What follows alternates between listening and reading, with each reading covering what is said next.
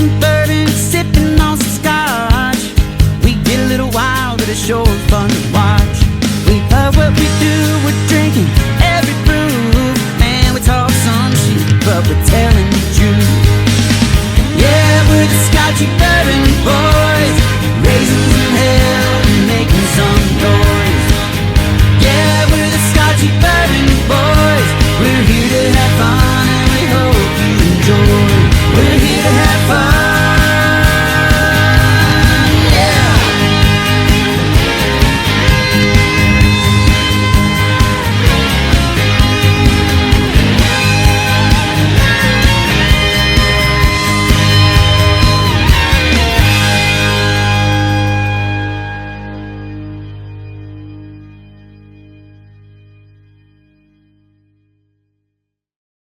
A Scottish ton. We wanted to apply a Scottish ton process to it, where we finished barrels in a variety of port, sherry, and rye cask to just add some additional maturation and allow some of the tannins from the port and the sherry to roll over. And the facility that we were working with dumped our rum into a vat that had 90 gallons of rye whiskey. I was there when it happened, because when you dump product into a vat that has a weight to it, once you're dumping it out of a barrel, it scales down. It's supposed to lose weight. And this motherfucker gained 917 pounds. Like, how did I add, how did I add 4 barrels worth of juice to what didn't exist? Long story short, I stole a couple casks of Redemption Rye, and we loved it. And we were like, fuck, we're going to try this again. And so we started acquiring some MGP, and we've gotten some rye from the Neely family distillery in Sparta. And I would like to continue to increase our American whiskey and rye stocks. I understand. That's so. In other words, what you're saying is when they dumped it into that vat of 90 gallons of Redemption Rye, that actually wasn't even your rye at the time. Didn't even ask them to do it, and they just did it. Yes, well, and then they had to suck it up. They're the ones you really didn't. I mean, can't separate it now.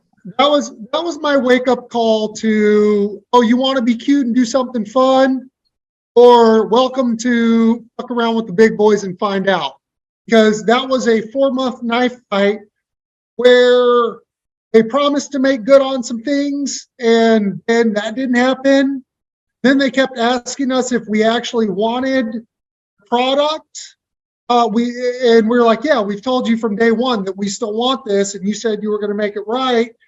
To them then asking us if we would buy the rye from them, to which at that point my partner Jordan Morris hilariously asked them, well, why don't you just go ahead and separate the rye from the rum and we'll just take our rum back. Right.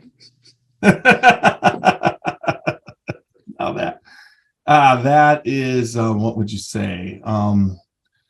That's a very, very agreeable solution right there. Yeah, I would like to see how they explained it to the other guy. Yeah, because with you, I could see, but they're like, what the fuck? I mean, that's Redemption. That's aged whiskey. So they're basically that had to be straight into their pocketbook. I mean, that's what they had to do for that mistake. And yeah. But you had to fight them to do that because they didn't want to do that, did they? So did you get to taste it before you agreed to take it? So I'm in the production room, and they dump out our rum barrel, or 5 rum barrels, and then they pump it into a vat. It's then going to be repumped into port barrels. And when they pump it in, weight goes up, not down, because they had it scaled at 0, but there was still, 500 or 600 pounds of rye whiskey in there. So even though the meter said it was at 0, once we pumped in, we added 500 or 600 pounds of weight, and then everybody fucking left. And it's me and Larry Rice from the Silver Dollar standing around, and then the big swinging dick in charge comes downstairs. He's like, "Can you come with us?" I go, "Now we're going up to the upstairs room." We're walking up to the upstairs room. I'm like, "Just tell us what happened." And they're like, well, we're going to talk about that. We're going to talk about that. I go into this fucking pastel white room or whatever. I'm on a conference call with the facility owner, and he's doing all the right things, telling me he's going to make it right. And in my mind, like I didn't have mental capacity to be like, what was in there? Larry Rice is like, what was in there? They're like, it's rye whiskey. I'm like, oh shit, not vodka, not flavored vodka, not a liqueur, it's not something terrible. Like, well, samples. Well, now, Larry and I went into the parking lot, drank it, called my partner, Jordan Morris, who was on the West Coast at the time. I said, we're starting a new fucking product. And within 36 hours, we came up with Fortuitous Union. We'd already hired a brand guy to design rolling fork. So we're just like, hey, fuck it. We need a new design. We got a new bottle. And then spent a 3-month knife fight to acquire it. And then Steve Thompson, bless his soul, out at Kentucky Artisan, was like, yeah, we'll fucking bottle it for you guys. So we got out of the facility we were in, and we got all the product, which over to Kentucky Artisan, and they helped us bottle the first batch of FU. Oh, that's So FU has a true background meaning. Oh, no, we fucked up batch 2. So we're out at Sparta, Kentucky, and we sent Royce the math. We wanted to blend about 12 barrels of rum with 4 barrels of rye, because we wanted to shoot for roughly a 60-40 ratio. Royce is like, yeah, I got it. So Royce sends us the results, and my partner Jordan and I are looking at the results. So I'm like, man, this is not enough juice there. Like we should have more barrels. But then like real life shit happened and we forgot about it. Like we didn't have time we weren't going to try and bottle that shit right away. We're going to sit on it for a year. So just let it go. And then December, before we moved from Neely to Starlight, I'm walking Rick's. I'm like, why the fuck are there 2 barrels of Indiana rye in here? We don't own 2 barrels of Indiana rye, and they're in our little section. So I called Jordan. I'm like, do you know about 2 barrels of Indiana rye? Like right when I said that, both of us, we clicked. We're like, oh, fuck. Royce didn't dump those 2 barrels into batch 2. So now, instead of batch 2 being a 60-40 rum rye blend, it's actually an 80-20 rum to rye blend. So we fucked up batch 2. So was it already called Fortuitous Union, or did that come down the line after fucking up both? No, that was batch 1 was Fortuitous Union, and we always wanted to do a batch 2, and it just so happened that we had the good nature of screwing it up, which means that batch 3 will be exact. So like we'll have all these varieties of batches. What's unique about batch 2 is batch 1 was just a blend that we tanked and then bottled. Batch 2, we blended a Barbados, Jamaican, Dominican rum with 6-year MGP. Then we recast it into a variety of Weller, Thomas Handy, and double oak casks. And let those ride for over a year, let them marry for over a year before we went to bottle. Thomas Handy was the best. The Weller is right up with the Thomas Handy. And the Woodford double oak sucks. Okay. So which one is this? That's the Weller. That's the Weller. It should say WLR next to the barrel code. Unless I'm an asshole and I sent you the wood double. Please tell me it says Woodford. All right. No, it's the WLR. Yeah. So, the Weller and the Thomas Handy being used charred oak, and they still had some of the sugars from the char that really helped marry the spirits. Woodford Double Oak, because it's a toasted barrel, it's not charred, it became too tannic. And it's a real... So, in other words, what you're saying is like with how it acted with Woodford Double Oak and how it acted with the barrel and the toasted and everything, and what made the whiskey taste delicious, it was too much for the rum. So the rum over the wood of that oak, which the whiskey held up, but the rum, it just infiltrated the rum too much, is what you're kind of saying, right? Yeah, too tannic. Yeah. Almost sulfated. Like, it just uncomfortable. I mean, if you let it breathe, it tastes fine. But when you put it next to the other two, you're like, yeah, you're the redheaded stepchild. Like, you go away. Yeah, it's just, and I mean, that's something that we'll get into on the podcast. All the stuff that you're learning. Does it go away so much that you don't bottle it and sell it, or is it just you go away and we just need to get rid of this off the shelf? You know, I mean, how that decision right there had to be a difficult decision, right? Yeah, it was. But we were almost bankrupt last year, so we bottled it anyway. And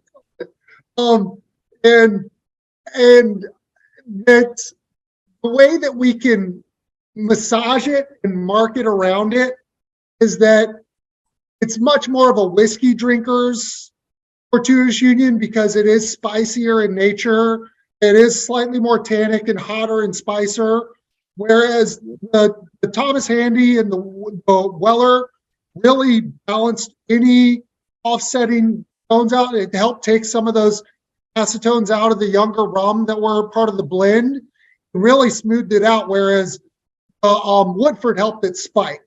So we tell people it's more of a whiskey drinker's rum. It doesn't suck for $55, but compared to the other two, it just doesn't stack up.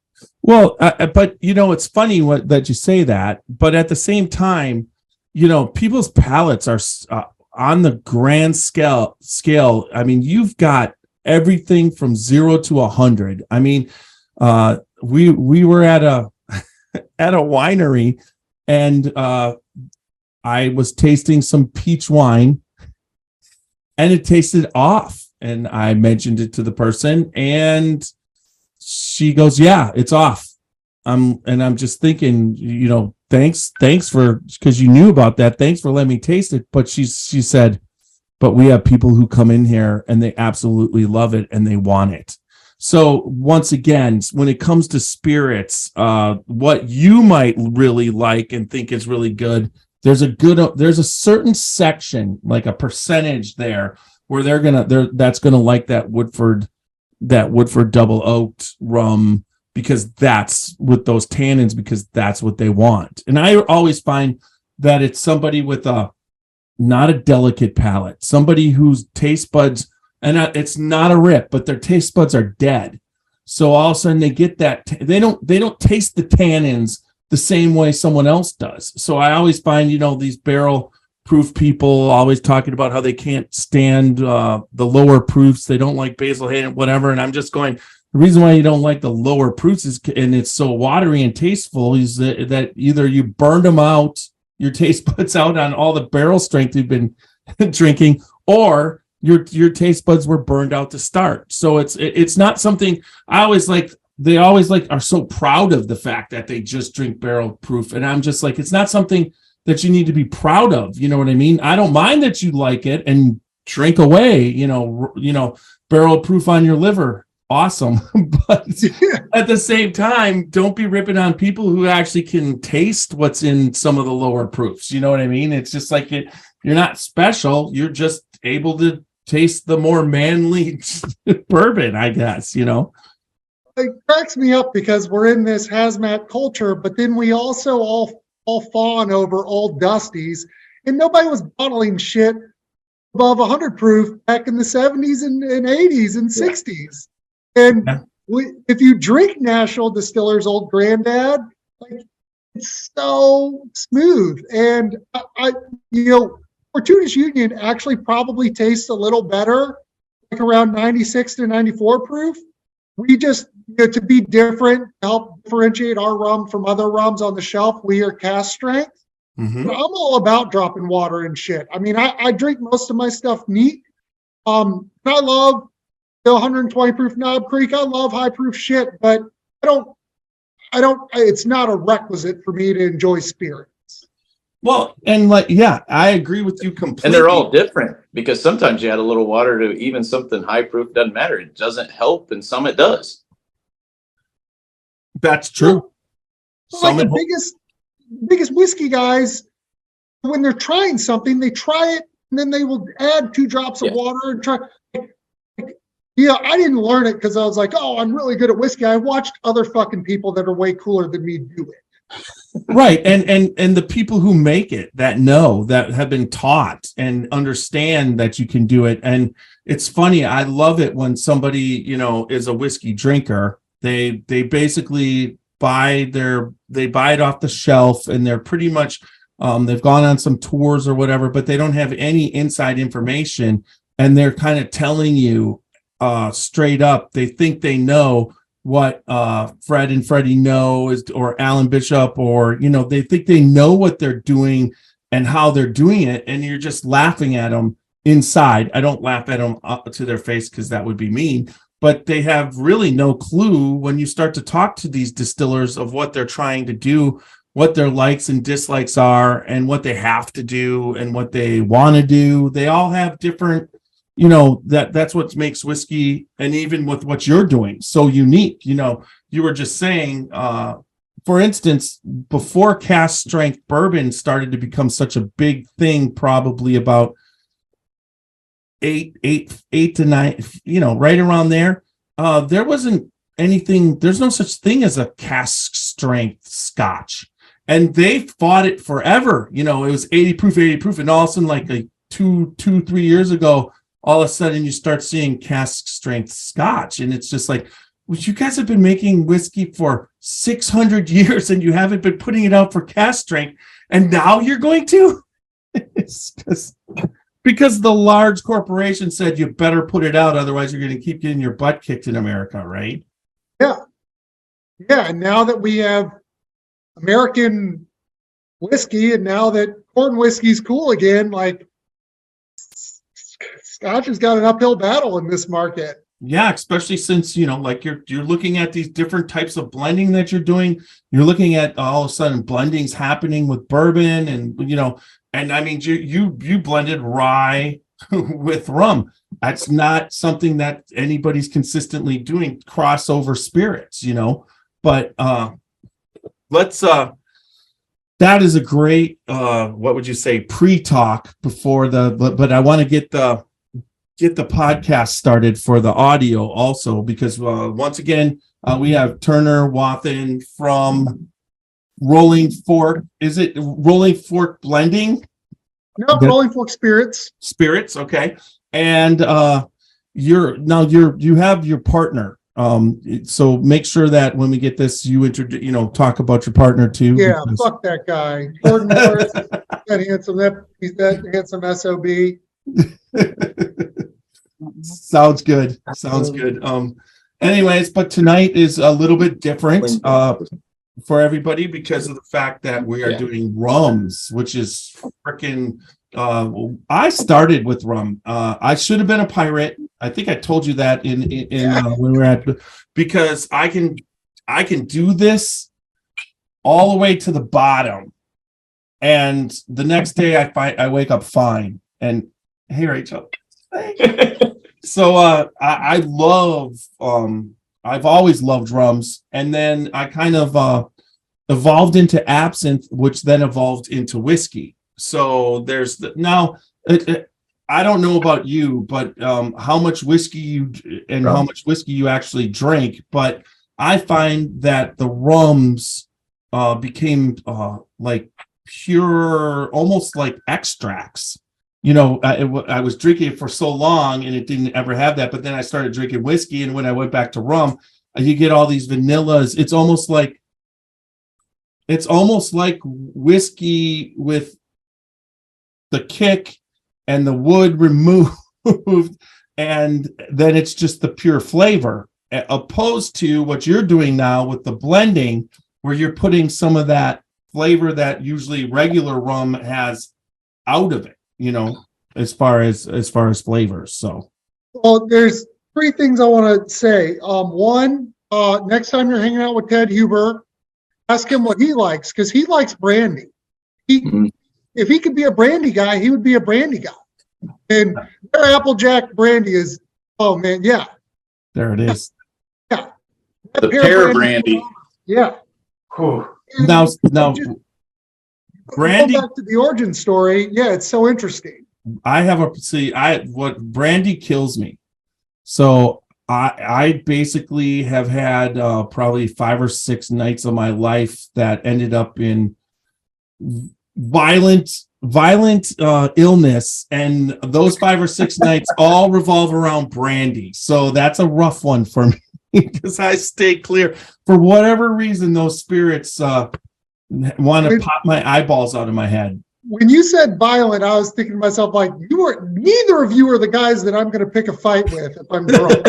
Like, just no. I'm not going to do violent illness. Contest. I'm not going to fucking do a push-up. We're not trying to know. Yeah, like Ted, he built his. He loves brandy. Given my family's background and my propensity for bad decisions and growing up in Kentucky, I started off on bourbon, and now once I got more into bourbon, I realized that I like higher rye mash bill bourbons. I don't like 95.5 rye so much. Old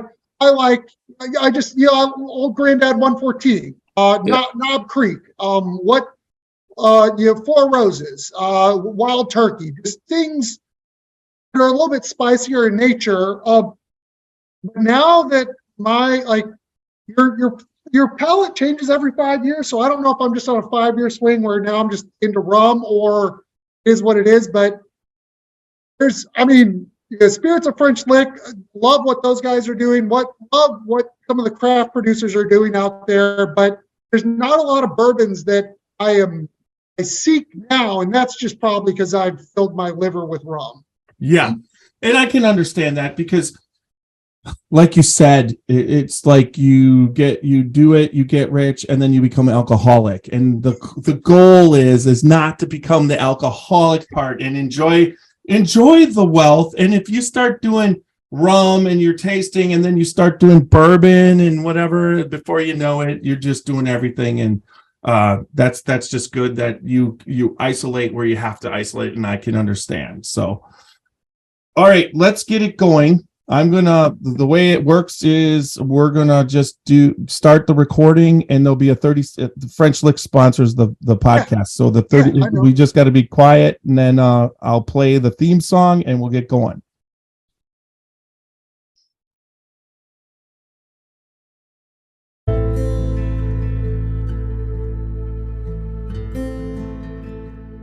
Hey, Scotchy Bourbon Boys fans, this is Alan Bishop, Indiana's alchemist of the Black Forest. So I'm tuning in here today to tell you all about the One Piece at a Time Distilling Institute channel on YouTube. If you're at all interested in the art of distilling, whether it be home distilling or professional distilling, and the intense geekery that goes into that process, then check out the One Piece at a Time Distilling Institute on YouTube. I promise you're going to learn something you didn't know before about the arts.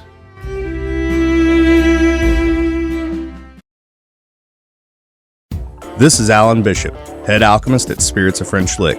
Be on the lookout for a brand new bottled and bond Solomon Scott rye whiskey. Made from a mash composed of 65% rye, 35% corn, and 5% victory malt. This 5-year-old 100 proof rye whiskey is a throwback to early 1800s style rye whiskeys of the Ohio Valley. Named after the legendary Daisy Spring Mill distillery owner turned moonshiner Solomon Scott of Paoli, Indiana. Remember, drink responsibly and never drink and drive.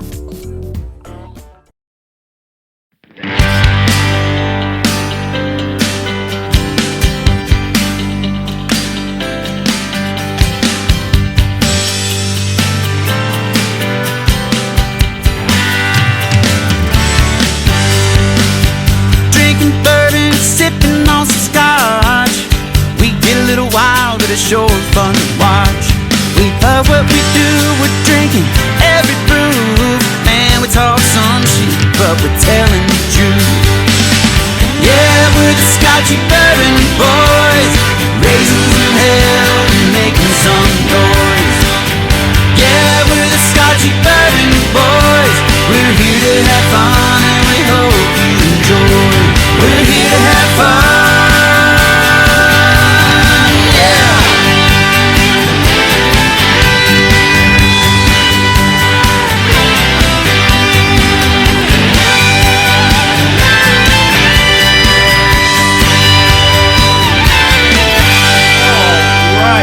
Welcome The thing back that's different to about another podcast of the Scotchy Bourbon Boys. Tonight, thank you, Kenny Fuller, for the opening theme song of the Old Americana Luca Mariano band. Kenny, that's it. It's just the theme song. I always like to say is probably better than the podcast. It's a higher. It's just like I'm just amazed every time I listen to it. But tonight we have a special guest. One, we have CT here with us. Welcome. And then also we have Turner Wathen of here we go. Rolling Fork.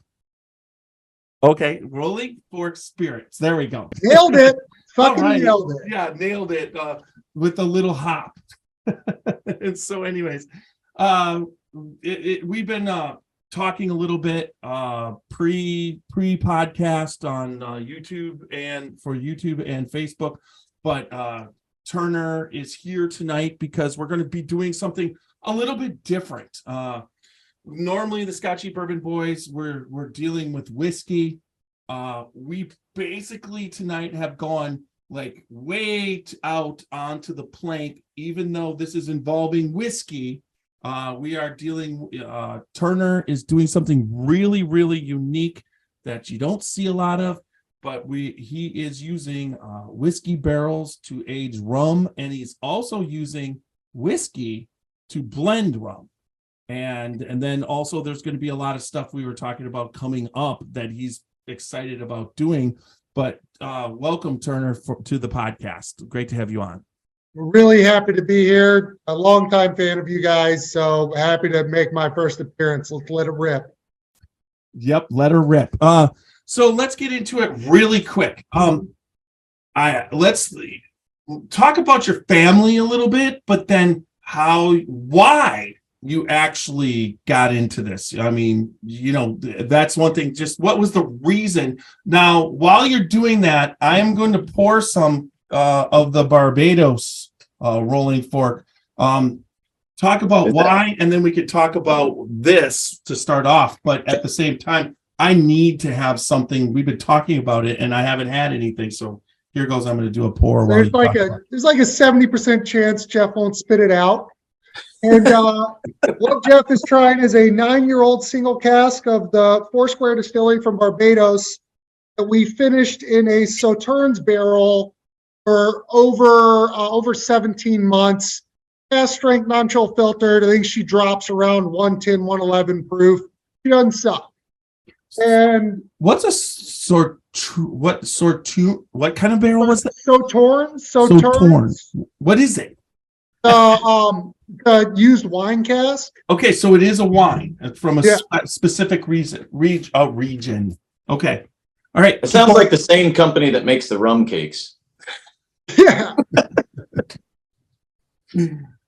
Oh my God! So you guys I mean, we're outfitted at the Starlight Distillery and Huber Winery, and you guys have been there. Like, the variety of their barrel program, and we just piggyback off all their barrels. We dump rum barrels, we give them to them. They dump some weird, cool shit, they give it to us, and that's really how our relationship started out at Huber's. But my background is just a series of not well thought out decisions. And we all could say that. Yeah, I think so. And so my last name is Wathen. And for anyone listening, if you've ever heard of Wathen's whiskey, I am into that brand. That's a different story, but that's my cousin Charles Medley out of Owensboro. But the name Rolling Fork derives from my family's first distillery, which was founded in 1786 before Kentucky was a state. That was the Rolling Fork Distillery. And we started with a crude grist mill and a crude still that could produce, I think, 20 bushels a week or a month, give or take. We operated that facility up and through the Civil War. Some of you are familiar with the Dance and the Log Still Distillery. Well, my family was one of the first families, and we actually collaborated with the Dance to make a double stacked poplar log still in the early 1800s. And we had made it through 5 generations of successful whiskey production, up into the point where we were one of the 6 families that could sell medicinal whiskey during Prohibition. Brands like Old Grandad, E.H. Taylor, Old Crow, Chicken Cock. About 30% of Jim Beam's portfolio today, my family had at one point. But through 3 to 4 solid generations of alcoholism and poor decisions, we pissed all that away. And being someone that loves to tell stories and someone that's a little bit of a history buff, I was always interested in this, and I just chased this down a real deep rabbit hole to the point where 2010 I was operating a 6 and a 9 gallon pot still out of my garage. I did that for 5 years until I stopped making shit whiskey, and I got some advice from people that were like, "You're ready to take the next step." And my partner and I, Jordan Morris, were like, "Well, we don't have distillery money, so we're gonna go the sourcing route." And this was 2015. We thought we're fucking idiots. We thought bourbon was oversaturated. I could have bought fucking 8-year MGP for $400 a barrel. I thought bourbon was oversaturated. I mean, I could have been a Kentucky Owl. I could have been Smoke Wagon. I could have been fucking famous, but I picked rum. And we set out to source, and we thought the American consumer has no real understanding of the vastness and quality of rum. We want to educate American consumers about the quality and opportunities that exist in the rum category.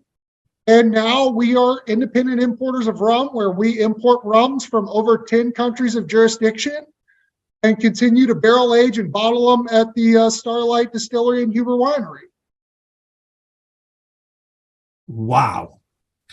That's a lot of history. That's a lot more history than you have, Tiny. Yeah. And it's just the like you said, put it this way, based off that history, it doesn't surprise me that you're in your garage pot stilling. That makes total sense, because I really think hardworking people who like to be close to the earth, the roots, and their roots. That's a type of person that a distilling family is. Now, and when you're talking about all those that different the history and going through and where your family is now, I mean, it's not like the Wathen name's gone. It's still there in whiskey. Not to the standpoint where, like you said, where it's up there with the beams and whatnot. And you know that the Dance were in the similar situation until until Wally came in, and he's trying to change that. But that's a pain in the ass in itself, the challenge that he has. I mean, building and all the money's the easy part. It's all the other bullshit that he has to deal with as far as legal stuff, and you know what I mean? And it's the same thing. Now, maybe, you're young enough.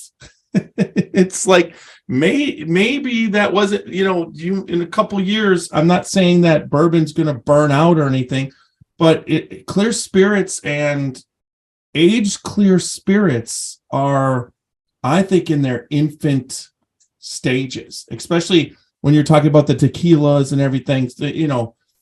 6-7 years ago, nobody really was looking to have an aged tequila, and now you're seeing them all over the place. And then you're also seeing bourbon being aged in tequila barrels. So, as this goes, I mean, it only makes sense that, you could just be on the cutting edge, and we're just waiting, and I'll talk to you in 5 years and it'll be a whole different situation. And I hope it is. Man, I'll be like Wally and have fucking Dwight Yoakam come play a concert at my spot, man. Yeah. But I guarantee you, by the time that happens, whether it's 5 years, 10 years, whatever, no matter what you're going to have to go through will probably make your hair as white as Wally's too. Yeah. Yeah. Well, I mean, so I've listened to your all's podcast. You guys have been doing this for years, and I think there's a general theme of passion. And there's a part of all of us that get into this because we think we're going to get rich. And then we all learn real fucking fast that that's a stupid idea. And whatever is going to actually drive you at night when you're making no money and no one gives a shit about what you're doing, and you've owned a rum brand for 8 years, but your cousins still ask you if they can have a bottle of your bourbon for Christmas. We do this. We stick with this because we give a shit about something else other than the monetary outcome. I mean, my family had a tagline before and throughout Prohibition, which is "No finer spirits," and we put that on the back of our labels because our objective is, when we put a product in a market, we want to ensure that is of the best ilk of its age and classification that we think it can be, and that we will not cut or subsidize standards or reduce our proof to increase a volume to make an extra dollar. It adds no value to me, because this is the important part. And I will agree with you 100%.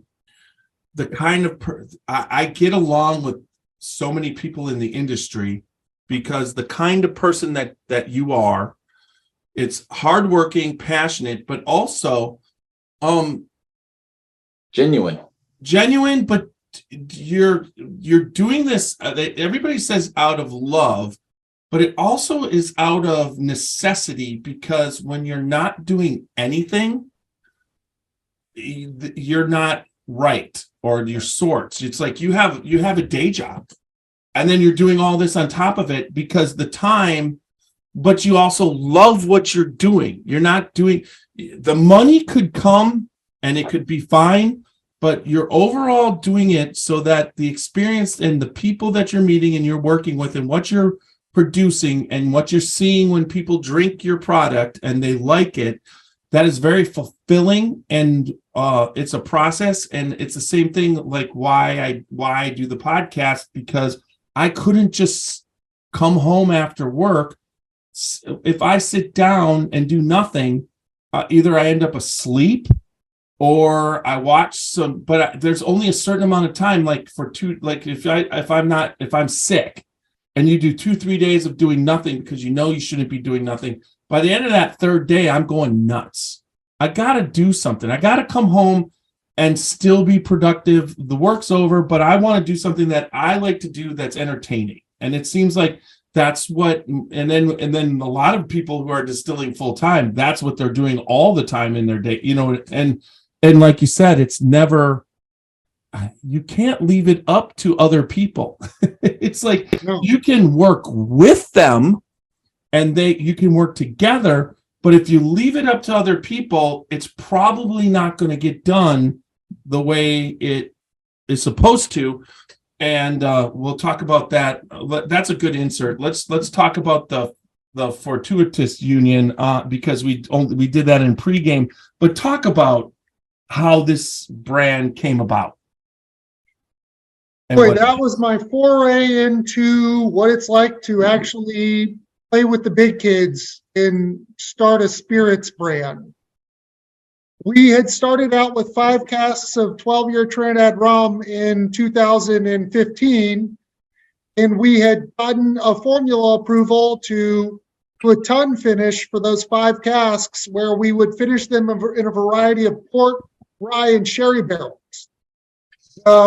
Sherry would add some color. The port would add some tannins. Actually, when port and rye meet, port beats the shit out of it. So there was really no point in the rye. We just didn't know that yet. And we had set out to create this unique, interesting cask strength Trinidad small batch rum. And our facility that we were partnering with, and I was there that day, dumped our 5 barrels of rum, which once you dump rum out of a barrel, the 3 gallons roughly soak up into the barrel. So you lose volume, and volume equates to weight. You lose weight. When they dumped our rum and they put it in the scaling tank, they actually gained weight, not just a little bit, like over 500 pounds. Now that's a fucking anomaly. And that was when we realized that something was wrong. And then everyone left. And then the swinging dick in charge came in and took me upstairs to the upstairs room and massaged us until one of my friends and partners, Larry Rice, just flat out, and I was not in the mental shape to ask this question, but he's like, what was it blended with? And they didn't say vodka or flavored vodka or liqueur or tequila. They said rye whiskey. And I was not as offended as what they could have said, but Larry was like, oh, fuck, let's try it. So we pulled samples, went to the parking lot and drank them and went back in and said, we want that. That sounds like something Jeff and I would do. We would be like, yeah, let's try it. What was the conversation in the fucking parking lot? I mean, it had to be insane. No, it wasn't. It was like a 2-minute conversation. We drank it out of these little 100 ml flasks. He looked at me and I looked at him, and we were both like, this is fucking good. I don't know what we do, but this is fucking good. And my other business partner, who couldn't be here tonight, Jordan Morris, at the time he was living in Portland, Oregon, because he has another day job. And I called Jordan. I was like, we don't have rum anymore. We have a new product. We got to brand it and name it. And Jordan's like, what the fuck? I was like, they blended the rum with rye whiskey. We drank it. Jordan, it's really good. So did you just pour it there, Jeff? Is that what you guys? I poured it. It's in there. All right. It smells fucking delicious. I mean, so that particular sample is from batch 2. And unlike batch 1 was a complete accident. It's a complete fuck up, hence the name Fortuitous Union, or FU. Batch 2, we wanted to recreate batch 1. We did not intend to put 12-year Trinidad rum in there because don't fucking do that again. And we're like, all right, we want to make this, we want to make it slightly more affordable. We don't want it to suck, but we can't use 7-year-old and 12-year-old rum. Like it's not a good viable business decision. We took a bath on the margins on batch 1. Right. What we expected to sell a product for versus what we did. If I was owned by a conglomerate, they would have kicked us out on first second because the margins suck. Right. Well, it's better than losing everything, but yeah, it was yeah, it's just not what you want to be. That's not why you're aging that beautiful spirit that long, so that you can blend it with a rye. But yes, but now you got to come up with what rum you're going to blend, right? Yeah, and so what was interesting is we were like, all right, we've blended a fair amount of shit at this point on our free time. Like, we know what we want to do, so we had some Foursquare Barbados, which we thought would be majority of the rum in the middle ground, and it would substantiate the rum palate, which it doesn't. We'll get to that. Then we added some cheaper 3-year-old Dominican rum to help float the margin. Then we wanted some uniqueness, and so we threw in some Worthy Park Jamaican rum, some 4-year-old Worthy Park. And that Worthy Park is only about 15% of the entire blend makeup of rum and rye, and she steals the whole fucking show. There's more rye in there than Worthy Park. There's more Foursquare in there than Worthy Park. That Worthy Park punches right through. You get that rich banana. Now, the rye still subtly helps smooth out the finish. It takes over a little bit of the middle and really punches in on the finish. But I was so impressed with what the Jamaican did, even though how little of the Jamaican we put into the overall blend model. And then instead of just blending and taking it, we wanted to take another step. And so we dumped it back into a variety of barrels. One we're drinking tonight is a Weller cask. But then we recast and let it marry for another 17 months. So when you're talking age statements, you have to take your youngest product to make an age statement. So this is, it's a 6-year MGP rye.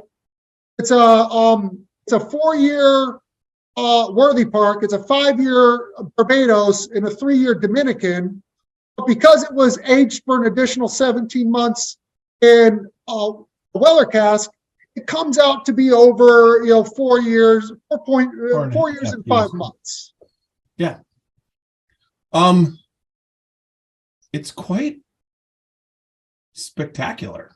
I mean, so for a rum, usually rum is so creamy, and the mouthfeel is, I always find regular rum mouthfeel is very one-dimensional. As far as like there's not a lot that happens between the sugar in the front and then swallowing, and you usually aren't dealing with a hug or anything like that. The rye is performing the exact way you'd think you'd want it to perform. I mean, it gives you, there's a hug here for one, and now you've got it. So what's really fucking unique is that you took a 95.5, obviously MGP 6-year rye, and then you mixed it with Weller. Weller bourbon barrel. So you've got bourbon and rye coming through, and so then there's the vanilla and a little bit of that exactly what you're talking about, the banana. But the banana, when the banana starts to hit and do what it normally is supposed to do, that's when the rye kicks in. And then once the rye kicks in, all of a sudden you've got that. And when it wants to go too much rye, the bourbon, the Weller kicks in and makes it a little bit caramely. So at the end, you've got this caramel vanilla rye bourbon finish. It's like, and it's got a kick like a whiskey, not like a rye, I mean, no, a whiskey, not like a rum. Sorry. No, it's a total mind fuck. And I do think that the Weller and the rums help soften out the rye on the finish, even though the rye does predominate. Like you get this strong, like your nose, you smell, banana, ripe banana, those traditional rum flavors. On the front palate, you get that, but then it goes, you get that spice factor, and where it would could go a little more methanol-y or it gets more minty, it really tones its ass down. Well, it's the rye goes down your throat. Okay, so my throat picks up the spice of the rye, but instead of it going all wood tanniny and peppery like a rye would like that, what happens on the finish is caramel, vanilla. That caramel just comes through from the barrel of the Weller. I mean, and it mixes with the vanilla of the rum. Honestly, it's like if bourbon would be like a quartet. This is like you're dealing with a symphony of flavors and shit, and that's really, really interesting. I mean, up until the point when I met you at Bourbon on the Banks, I had no idea anybody was. I mean, how many other people are mixing spirits together? You know what I mean? Blending. How many people are where? I mean, it's just not something. One other guy tried to do it in 2018, right around the same time we did, and he, in my opinion, he fucked up on two things. One, he picked inferior products to blend. He did a rum American whiskey blend. He blended rum and bourbon, which they don't work. I could see. Take a sugar spirit and a corn heavy spirit. They're already too much. Don't leave them alone. And rum is already bourbon on steroids, as far as sweet flavor. Whereas if you start adding the bourbon back, all you're doing is pulling back the rum to be closer to the bourbon, And if you're using a cheap bourbon, you're just making it's almost like flavoring the bourbon, right? It didn't taste like I was so we had that guy, and I was so nervous, and then I went out and got a bottle of his in Illinois and tried it, and I was like, "Oh fuck, I'm fine. This sucks." And then and I love Basil Hayden as a brand and as a product category. They tried to emulate us with the Caribbean rye, and we just didn't use enough rum, or I don't know, once you get the accountants in the room and it's not up to the people that actually care about the spirits, they're always going to try and just make a product that can make them money. And you use three rums in yours though. So, how many people are going to go seeking different rums? They're going to be like, hey, Foursquare makes a good rum, we're going to use theirs. Where you found hey, this adds this adds that. I don't think people are going to put that much effort into it. When you're talking about Basil Hayden's Caribbean rye, that's more bourbon with a rum flavor. Yeah. And that, although I enjoyed the coconut aspect of it, that finish was not like you're still in the realm of drinking a bourbon. It's more like exactly what happened to me when somebody was feeding me that at the 2019 Kentucky Bourbon Festival. That I was in a tux, and somehow I was able to, after being so I was trying to taste everything. And then someone said, and I was at the point where I should stop. They said, you got to taste this. So they brought me a plastic cocktail glass, half full, and I tasted it. It was good. And then they gave me another one, and then it was pretty much over for the rest of the night as far as that goes. And there was a lot of stuff happening, but it wasn't violence. It was just an illness that was, And like, pass out, kind of lose your memory, but overall, that was bourbon, in my opinion, that was flavored with rum. Where what you've got here is you're trying to have everybody play a part in the actual bottle. It's all you're getting the flavors, and that was just like bourbon, and then it was flavored with, it had a coconut flavor. And I'm not saying that I didn't like it. But it's nothing like this. This is more like what this is complicated, and it's like anybody who drinks spirits, you're always looking for complicated after a certain amount of time of really good double level or single level. I'm a fan of Old Tub. I love the flavor of it, but it's just one straight, that's the flavor. So I like it, but it's nothing what's going on here. This is something that just makes it's an enjoyable experience based off of, and you can relax and do it. That's what it, and what was the price of this? It sells for under $55. That's insane. That's seriously, I'll be bringing this down Saturday, CT, for you to be this. Yeah. Yes. You won't be leaving with it either. I don't know. I want to save this since it's the water version, and I want Turner to autograph it next time I see him. You got it. I'll just fucking send you guys some other ones. It's fine. Autograph. Oh man. Yeah, and then you have now this is the Weller version, and then you have also the Thomas Handy, right? Yeah, which stands up right there with the Weller. They are both phenomenal casks. And then we have the Double Oak, and the Double Oak, be it that it's a toasted, not charred barrel, had a way different effect.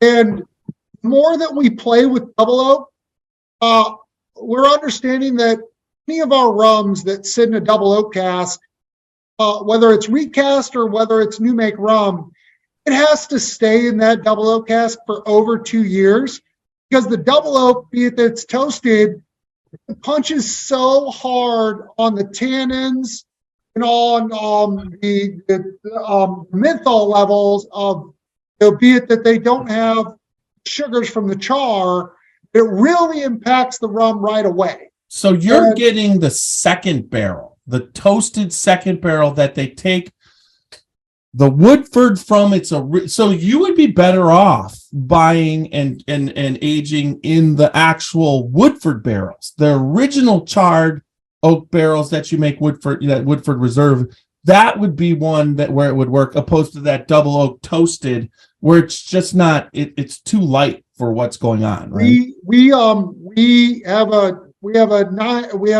4-square 8-year-old in Texas that we finished in a Woodford rye barrel for 17 months, and she's phenomenal. What did he say? You said a Woodford rye? Yeah. Woodford rye. Where the fuck is that? I don't know. I've never. Have you seen Woodford rye? No. No, he's pulled some strings somewhere. I'm not. Oh my god! See, that's why you do this, because it's just fucking awesome. You get to do shit that nobody else gets to do, right? When are you guys coming to Starlight again? Tomorrow? When? When do you need us down there? I can't. When are you going to be there? Any fucking time that we can hang out, because I will mind fuck you guys. I mean, I've got rum sitting in original 1997 Bernheim Weeder 23-year-old happy barrels. So we got to get down there to podcast with Ted. And Ted, we're a treat, man. I love talking about Ted. My thing with Ted is like, that guy has a sixth sense of knowing where anyone is drinking. Ted does not want to be public. He wants to just be. He just wants to exist. Well, we'll just have to be public for like 15, 20 minutes and then just get off air and go from we're not public. We're just on a screen. Ted doesn't give a shit about that. But like every time we're doing something fun, Ted just rolls his ass in his in his forklift, and he's got his glass ready, and he's like, "Hey, what you guys doing?" We're like, "Hey, Ted, you got to try this." He goes into the wine cellar with the ghost. There you go. So Ted is the guy I want to grow up to be.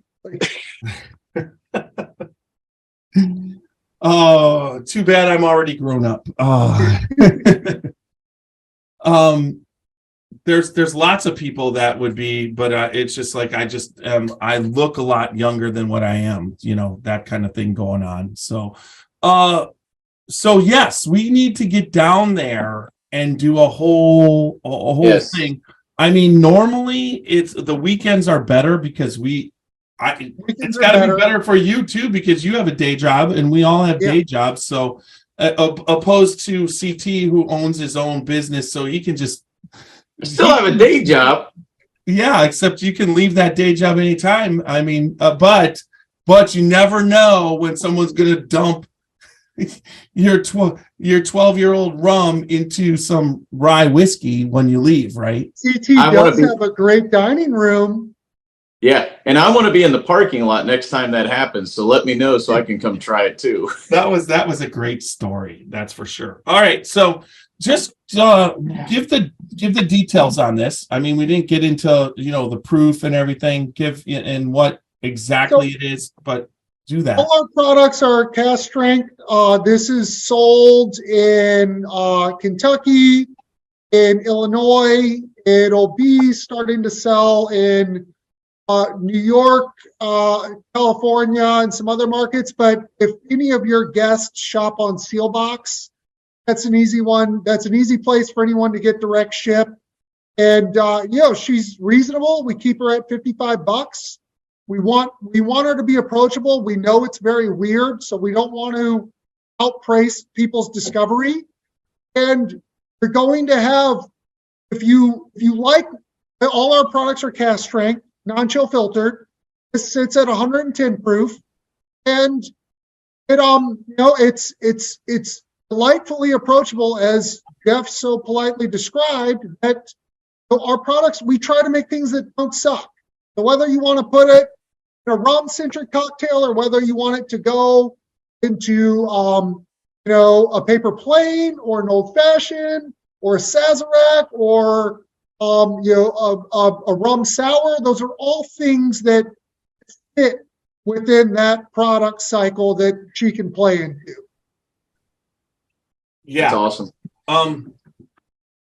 Don't put this in a drink. This needs to be drank the way it is. It's delicious. But so we've gone through that part. So let's get back to the last one. I'm gonna roll my phone around. Talk about the Rolling Fork small batch El Salvador bottled in Kentucky. I mean, what the fuck? Yeah, what is it? Yeah, what is it? There's a lot of ways to answer that question. So I told you guys the story of Fortuitous Union. We did want to do that. So we went and replicated it. And so we were looking at sourcing, we're independent bottlers. That means is we independently source products from anywhere we want to, and then we either bottle it or age and bottle it where we want to. Meaning we don't own a distillery. I don't have a DSP. And so we were looking at recreating a ton finished rum, meaning we would take rum and then age it in a variety of bourbon and wine casks. And we were looking at some Jamaican products, another Trinidad product, and we had this vanilla bomb from El Salvador. And it tasted just like vanilla. It was very singular, had no real depth or body, it had no real mouthfeel, and it had no real complexity. And Jordan and I wanted to put ourselves to the test and be like, how can a barrel fuck with this? Like, are we really worth our merit? Like, let's really let's go hard. Let's go balls to the wall. Let's not buy something that already has some middle body like a Jamaican rum. Let's really see what we can do. Not that there was anything wrong with what we were purchasing, but it's straight up a vanilla bomb, and it was extraordinarily singular, and it had no variety. So we took this 10-year-old El Salvador rum, and we dumped it into a variety of Woodford Double Oak, Heaven Hill Rye, port, and sherry casks. And we let that sit for over 2 years. And then we had to come up with a blending model because we had majority Woodford Double Oak, and some rye, some port, and some sherry. And for 6 months, we were working on all these blending models. And Jordan just said, "Fuck it, man. Let's just blend it and bottle it." It's fine. Like we're not going to make this more magical. So let's rip. Let's let it go. Like we had tried all these different models, but we just said fuck it, and we dumped all the barrels into a 10,000-gallon tanker. And I was out in Radcliffe, Kentucky, stirring that bitch up for 2 weeks, letting it sit and marry. And this was in 2019, and we were doing 12 packs. No distributor wants to buy 12 packs. I still haven't even bottled it all. It's fucking 3 years later. I still got shit sitting in tanks in Radcliffe, Kentucky. And seriously,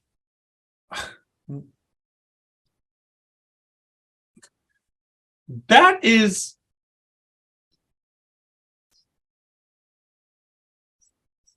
it's like I'm almost speechless. I don't know this is so much.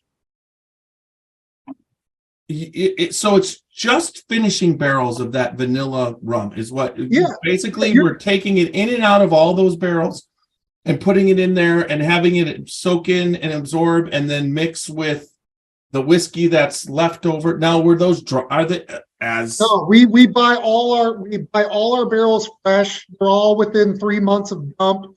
So they're not dry. No, we do not buy dry barrels. Now, but at the same time, is there some liquid in there? Nope. Okay, so they're definitely, the liquid's been completely drained, but there's a certain It's amount. wet. Yeah. Okay. Yeah, and it basically. You're drinking dessert, creme brulee in a glass.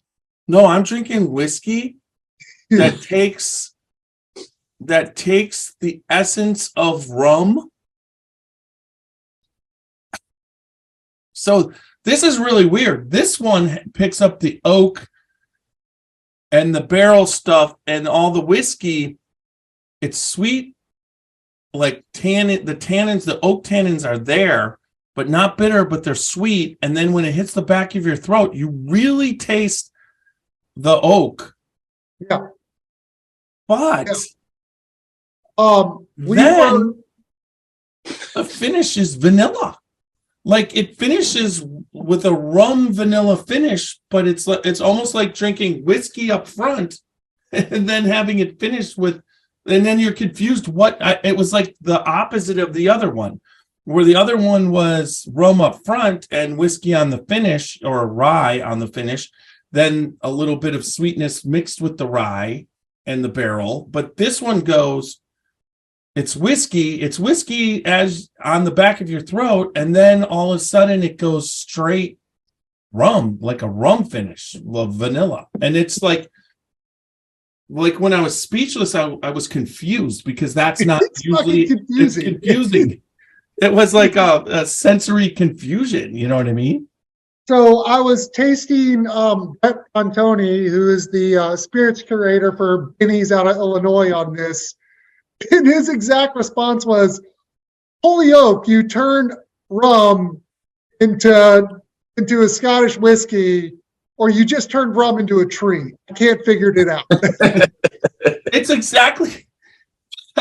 Yeah, it's confusing. Like at first you're just like, ooh, it's got a whiskey aspect, and then all of a sudden it's rum finish, and you're just trying to figure out what you're tasting. But I would have to say it's delicious. So it's very interesting because, like, you know, it doesn't have a rich buttery mouthfeel. If there's one thing that product's missing, it's that.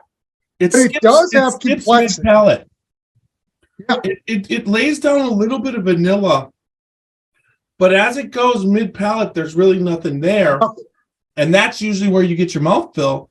But where what it does at the back of your throat and on the way down is go, excuse me, I've got the wood tannins and the whiskey, and it's like now you got a Kentucky hug going there. It's like, and you're going, well, wait, that's not how it started out.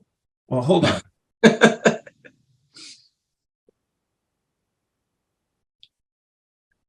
And there's definitely a whiskey spice that it does not ever exist in a rum. I mean, rum does not have a whiskey spice, and it's there. So, well, it's funny, and I can show you guys. It's only on my phone, so I won't bother to hold it up and shit. Like when we got that El Salvador, it was very clear. Like it had very little coloration to it, and the bourbon, I think the Woodford Double Oak, be it that we sat it for more than 2 years, really added a lot of the influence. Sherry added a lot of color. The port added so much of the spice and the baking spice and the tannin on the very back. Rye, I don't think the rye fucking did anything. Because when you port and rye together, they fight, port wins. It's like Mike Tyson fighting. Yeah, but maybe what the rye did was take the port down so that it didn't overpower. Possibly, yes. Because, I definitely in this one would not want to have that little bit of that port wine into this because it shouldn't be plain. No. You don't want a wine like an acidy wine mixing with the wood tannins and the sugars, because the sugars and the wood tannin. So maybe that's what the rye did, just neutralize enough of the port where the flavor's there, because you can actually almost get that freshness. There's a freshness to it that maybe the port is bringing. Damn, I got my sales pitch for California. Know how to sell this bitch. California. Yeah. Let me tell you what the rye did to the port, California. And did this. Yeah, it made it not overpowering. Because any kind of a wine finished, when you're talking red wine, ports or red wine, or I mean, there's a reason why there's not a lot of cab finished bourbons. Because if it gets too acidy, it just doesn't start working. It's gotta just be a compliment. And it can dry out. Sulfuric sulfides. Sorry, CT. Sorry, buddy. No, you're good. No, sometimes they'll dry out the mouthfeel. Yeah. Yeah, we had some 9-year-old Foursquare that we dumped into a port cask, and according to Ted Huber, it's fucking ruined.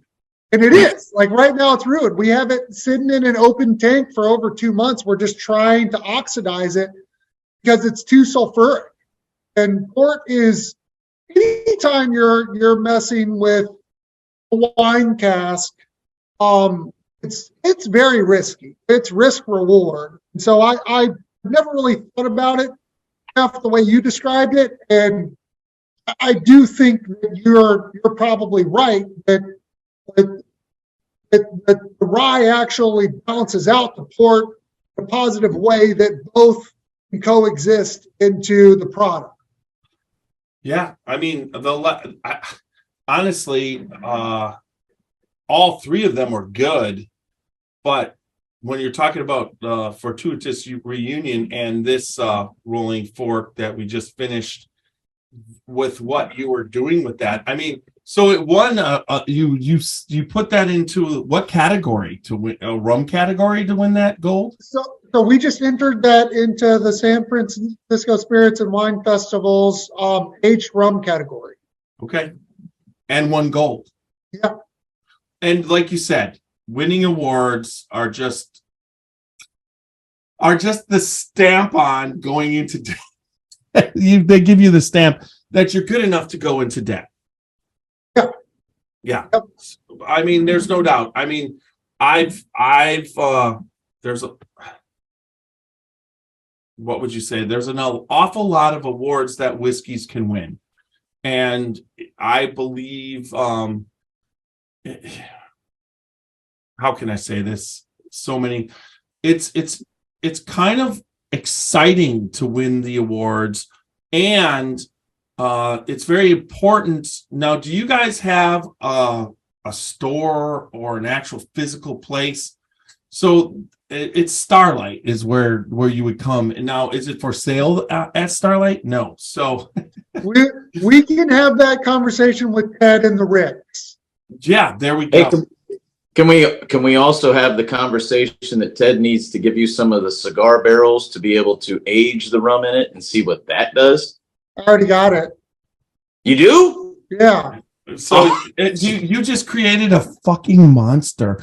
You have to understand what this guy does. What CT does once he gets it in his head that there's a barrel mixed with rum or bourbon, and he tastes it.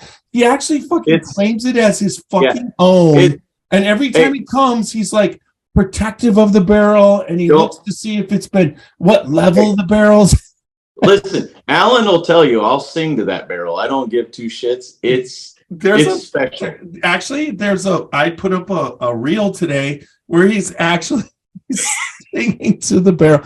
And we're doing, it's like as we start to drill in, he's like doing a monk religious.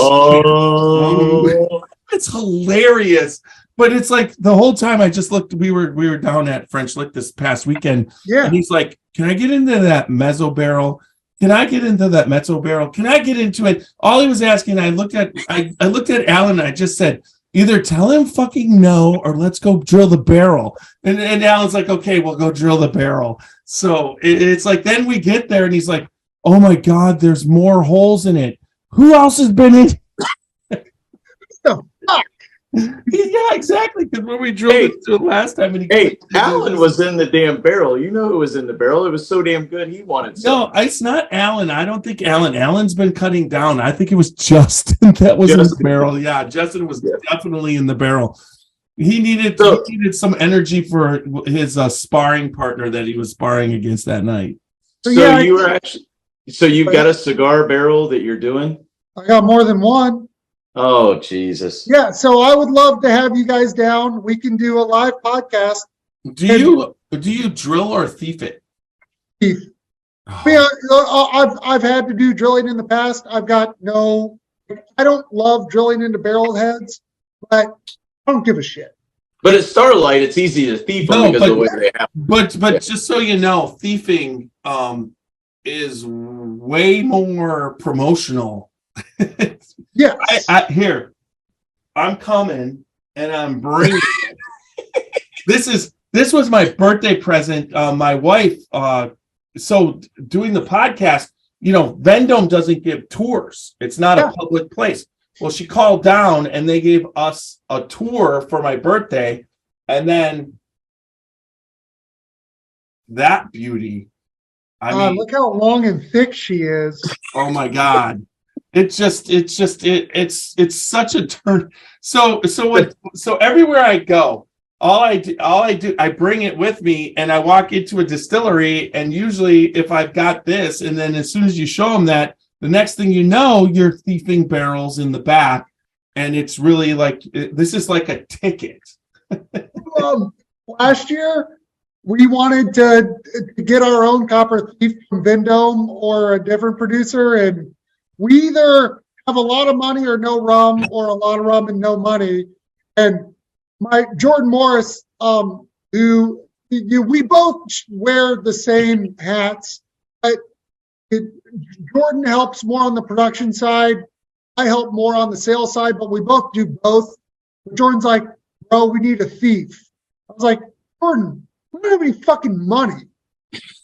We don't have money today, this motherfucker today. So we finally have some money and we're like, you know what?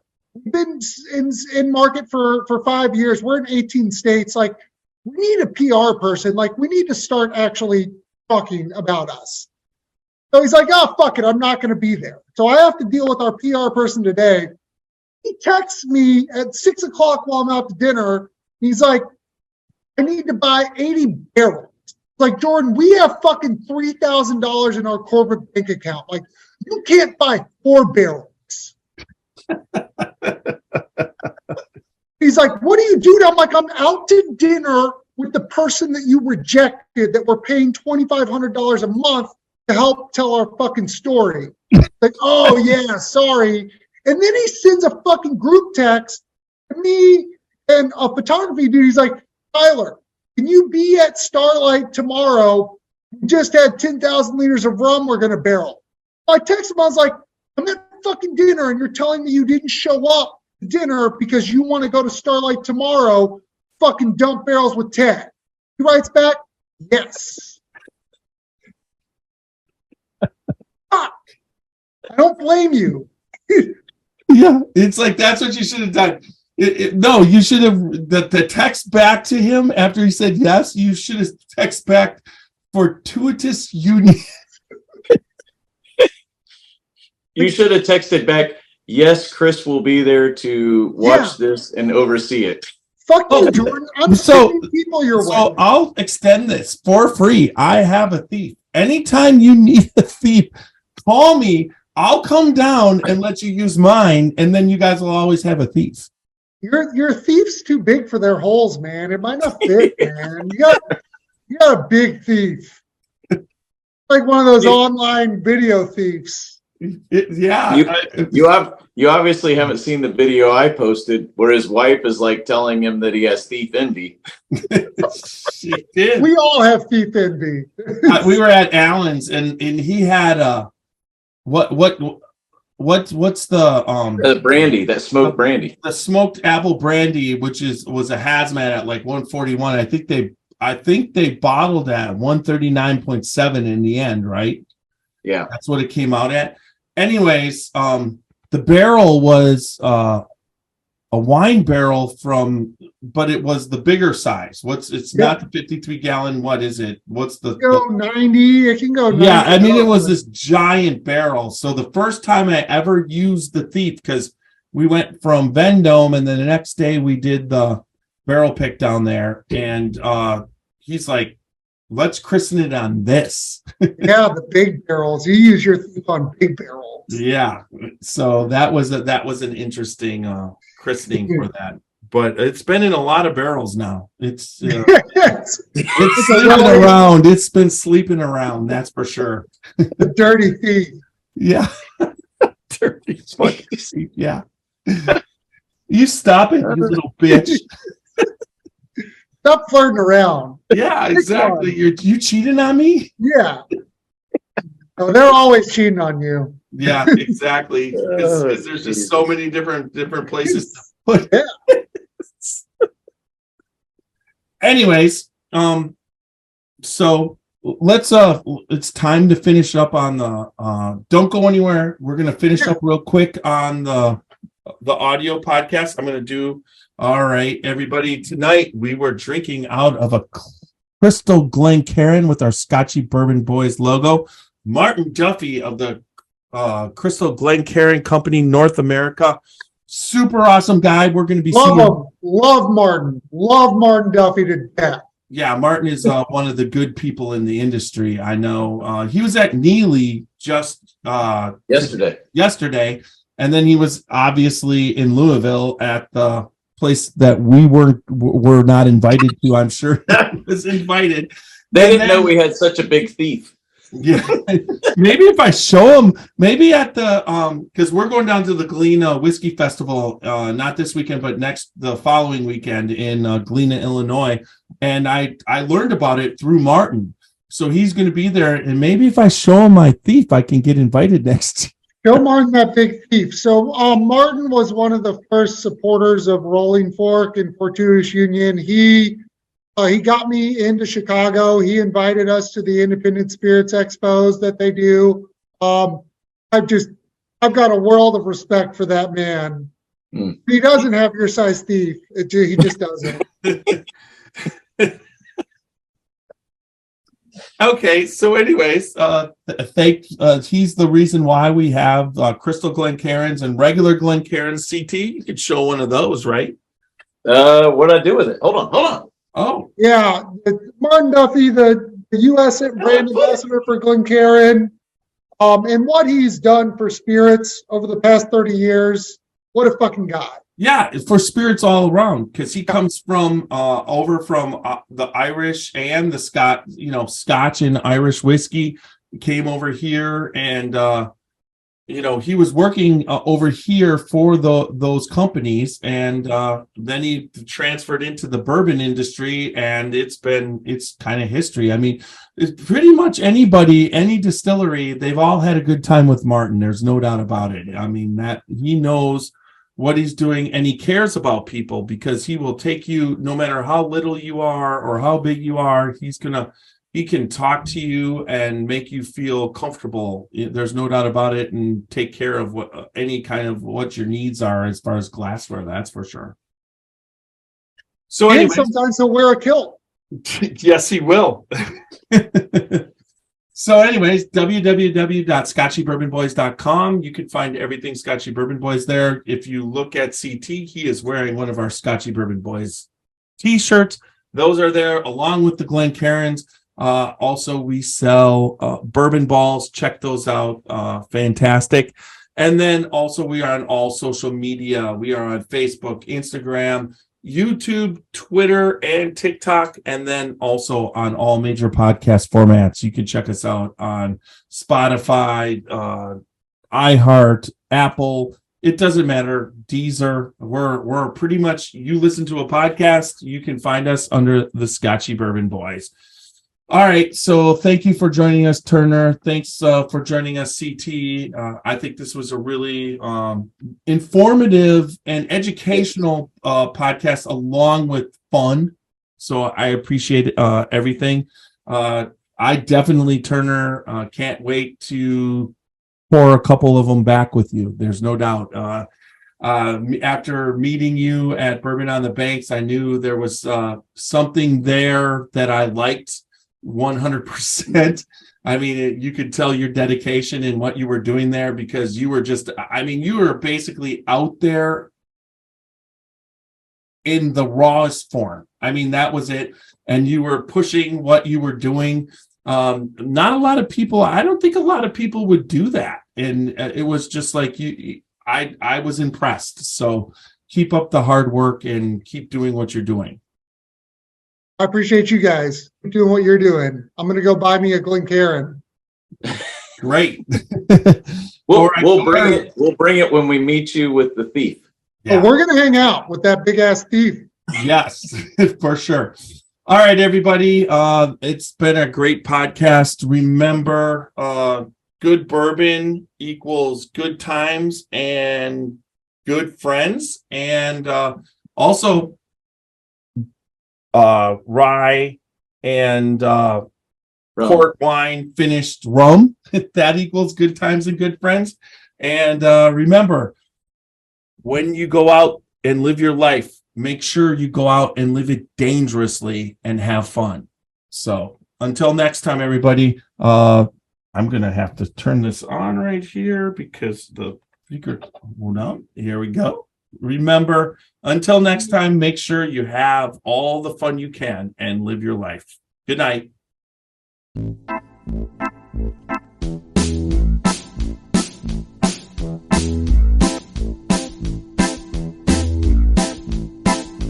Oh, show me the way to the next whiskey bar. Oh, don't ask why. Oh, don't ask why. Show me the way to the next whiskey bar. Oh, don't ask why. Oh, don't ask why. For if we don't find the next whiskey bar, I tell you we must die. I tell you we must die. I tell you, I tell you, I tell you we must die. All right. there we go. Let me quick save this. I got to get it. Just make sure the audio podcast. I always make sure, and everybody always hears this, because if I don't get it saving with my brain, it would get lost, and I've never lost one yet. So are you guys in Ohio? Yeah. Yes. I'm in Canton, Ohio, and he's in Columbus or Springfield. Okay. We're rolling into Ohio this year.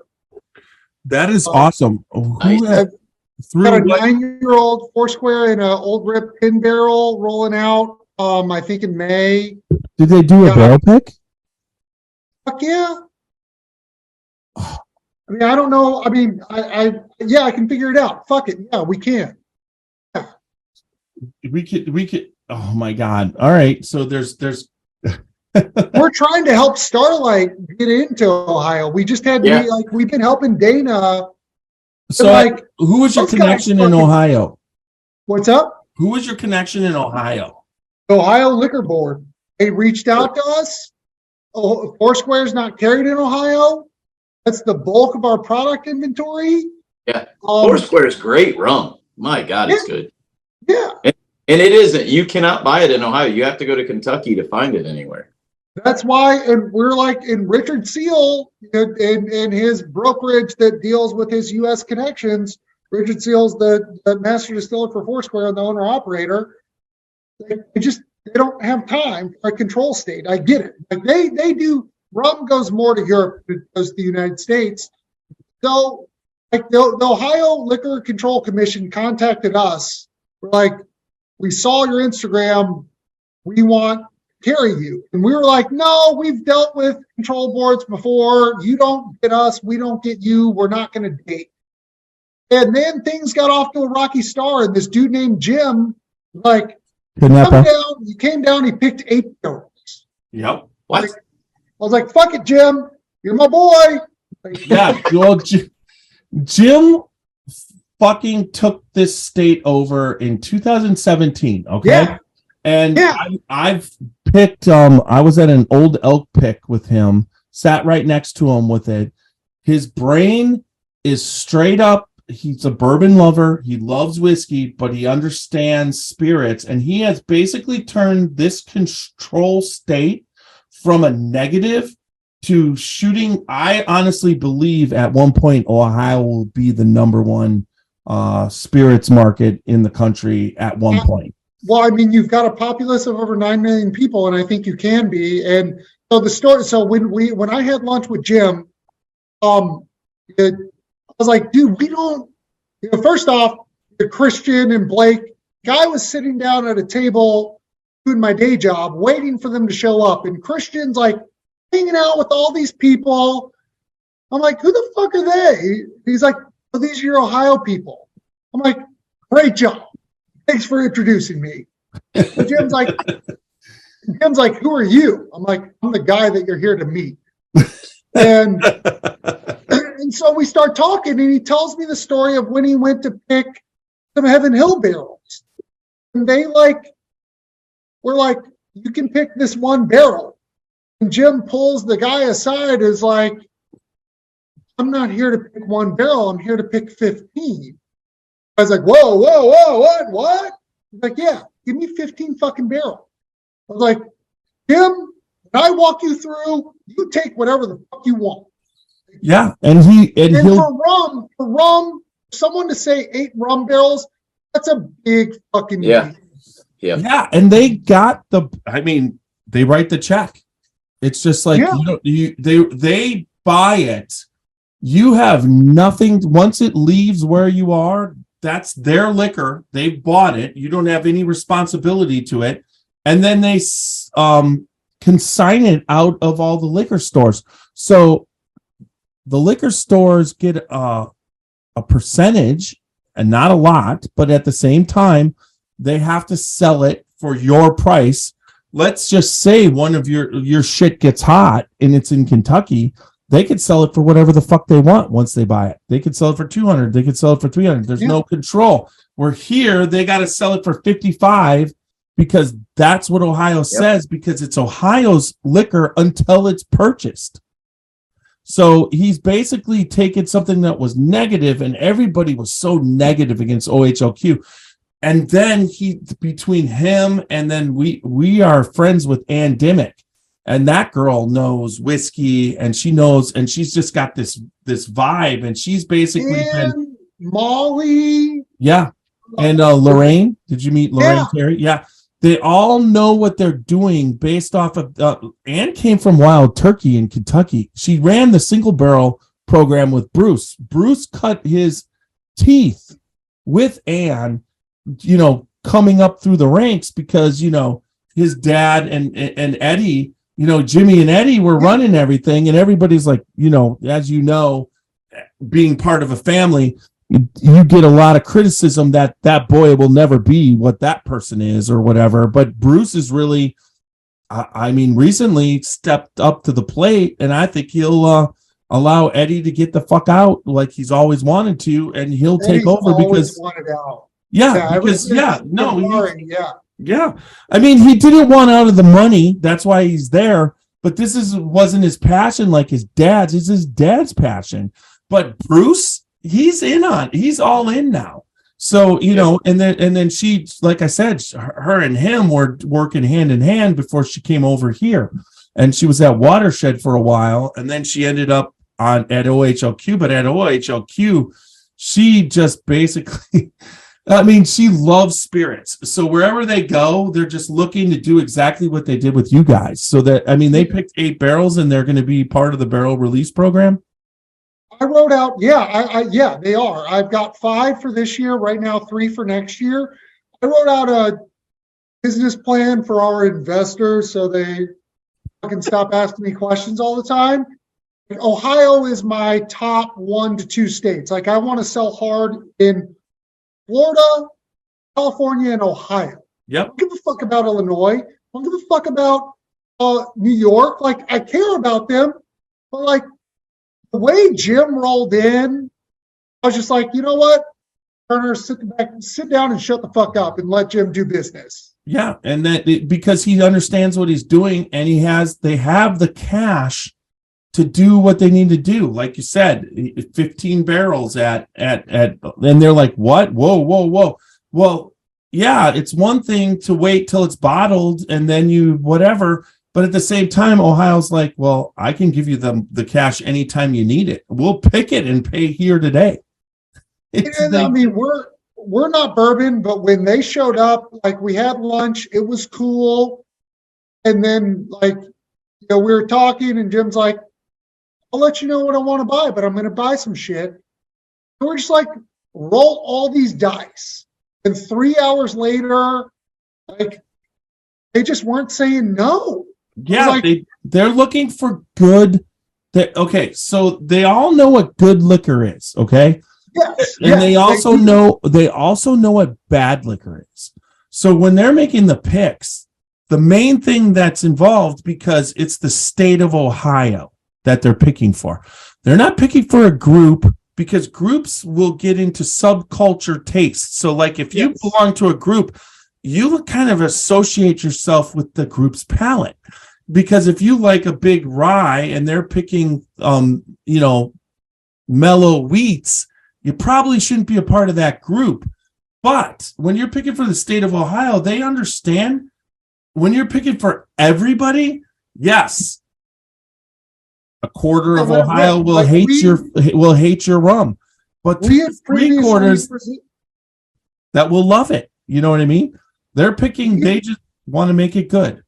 We had previously presented to the Oregon State Liquor Board because at that time Jordan was living in Oregon due to his day job.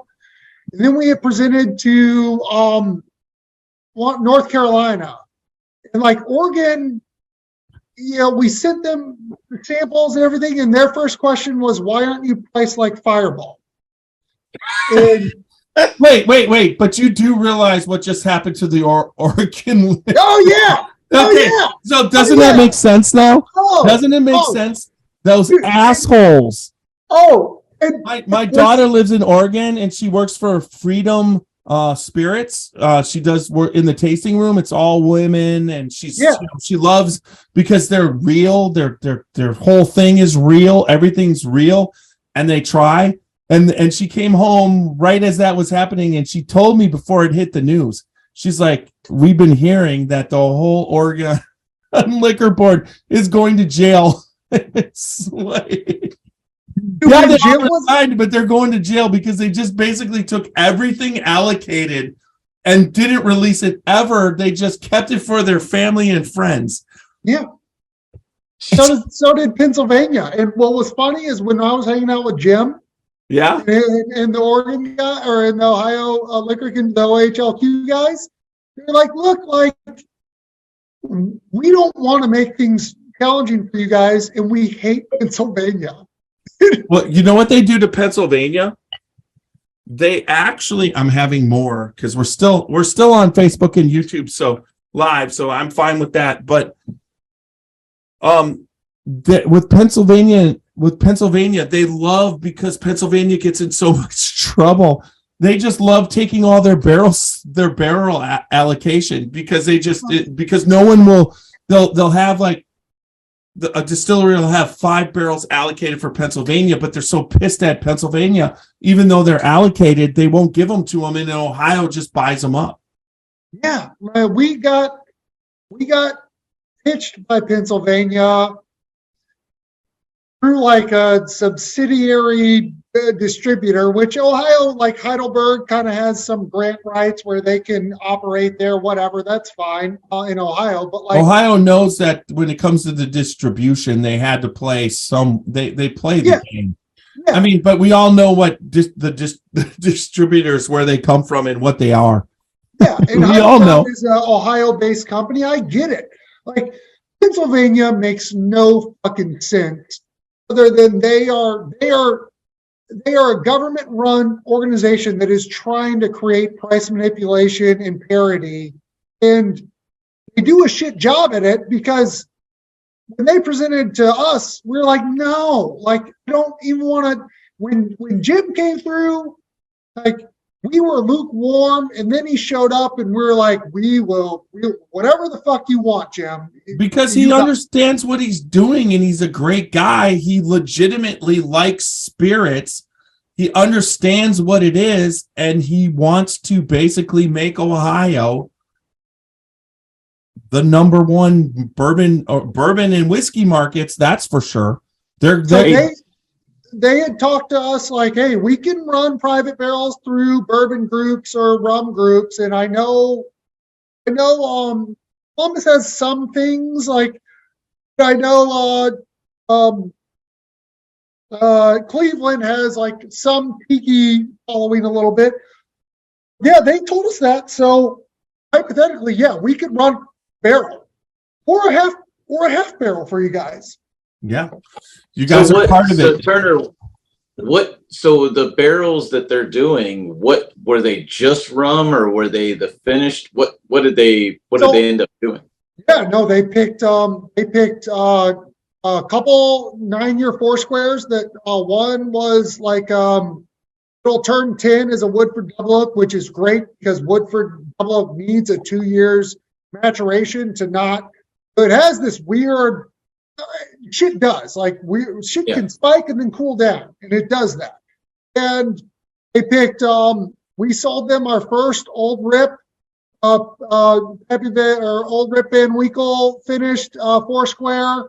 We sold them, I think we're gonna run a tiki program with them next year where we will do a 4-year Worthy Park that'll go to bars and restaurants like for sub $35, like retail. And we've got, I think, a 16 and a 17-year-old Foursquare single barrel. So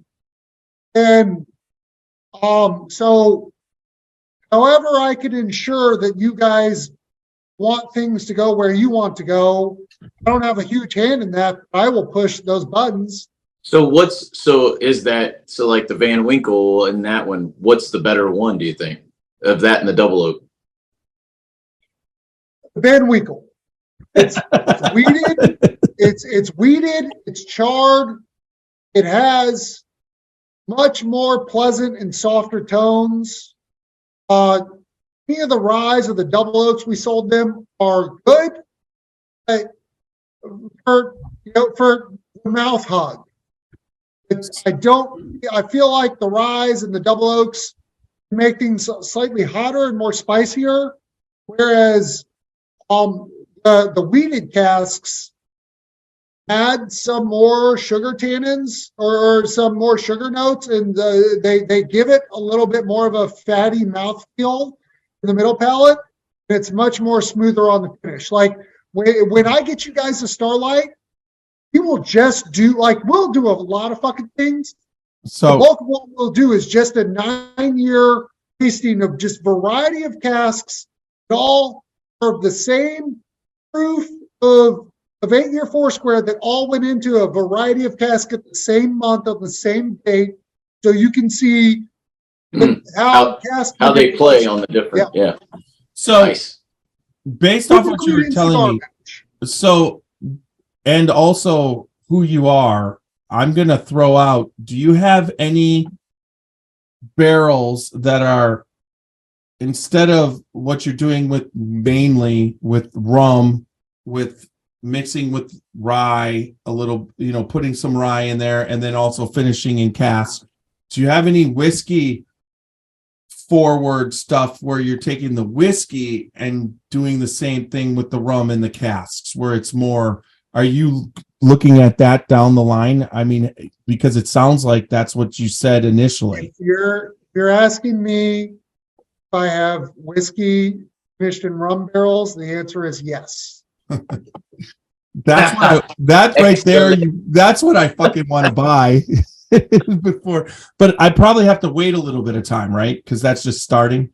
If I can blow this up this year, I will do it this year. If I can, but it might be next year. But this is one of my family brands that we are looking to recreate, and I've not talked about this now, but because I've had enough drinks today, we'll just fucking roll these dice. So let me pull this shit up, and I'll show you.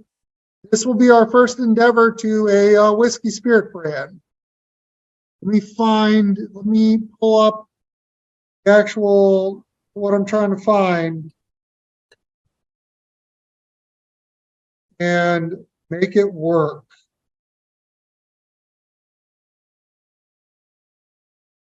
There's 2 brands that I would like to recreate. We're all, at one point, my family had a hand in creating or starting or developing, and I would fucking love. You got to let me share my screen. All right. It won't go to the audience, but it'll go to you guys. Or maybe it'll go to the audience. Who the fuck knows? Spotlight for everyone. Allow record local files. Allowed to multi-pin? Would that be it? I don't fucking know, but here it is, bro. Can you share the screen? Let me see. No, but you won't really be able to see this that well. American Special Reserve.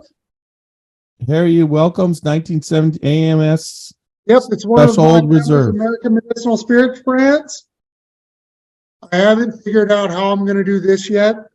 Don't fucking tell anybody. But you're telling everybody on Facebook Live. I want to bring this back. And I want to do it with traditional Kentucky bourbon. Oh, that's sweet. That's one of my family's fucking labels. That's one of your family. So you definitely are looking to just keep evolving. Yeah. Take it to the point where you're doing. I mean, honestly, this is fucking delicious. I mean, when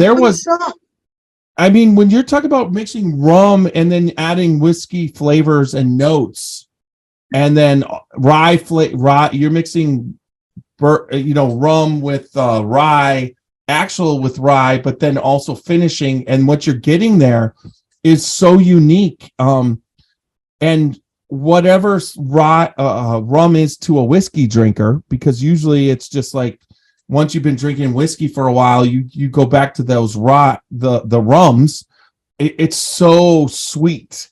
And this basically curves the sweetness and turns it back into a note instead of it's no longer a dessert, it's a note now, but it's a strong note. Whereas I think with what I've been, when I just drink regular rums that haven't been fucked with and it's a clear spirit, the vanilla is so one-dimensional and creamy, but it still feels like I'm eating a Twinkie.